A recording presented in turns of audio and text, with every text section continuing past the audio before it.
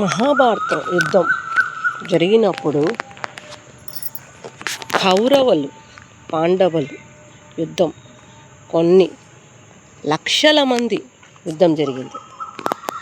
ఆ లక్షల మంది కృష్ణుడితో ఒక రాజు, ఉడిపి రాజు, స్వామి నేను సైన్యాన్ని పంపిను, వాళ్ళకి భోజనం వ్యవస్థ చేయగలను అంటాడు.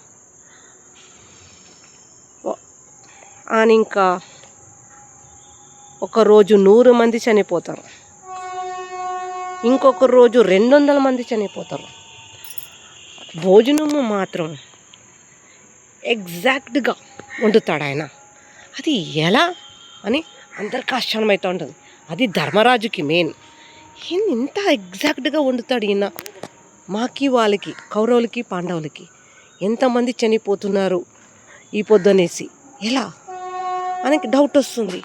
లాస్ట్కి యుద్ధం గెలిచినాక ధర్మరాజు ఆ ఉడిపి మహారాజుని అడుగుతాడు, మీరు ఎలా అందాజేసేసి చెప్తున్నారు ఇట్లా అని చెప్తాడు. నేను స్వామికి రోజు కృష్ణునికి రోజు శనక్కాయలు ఇస్తూ ఉంటుంది. శనక్కాయలు అంటే పల్లీలు ఇస్తూ ఉంటుంది. ఆయన ఎన్ని తింటాడో, ఎన్ని మిగిలిస్తాడో, మిగిలిచిన దాంట్లో ఆ అంచనా పెట్టి వండుతూ ఉంటుంది.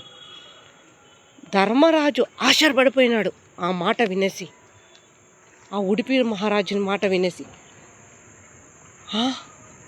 అన్నాడు.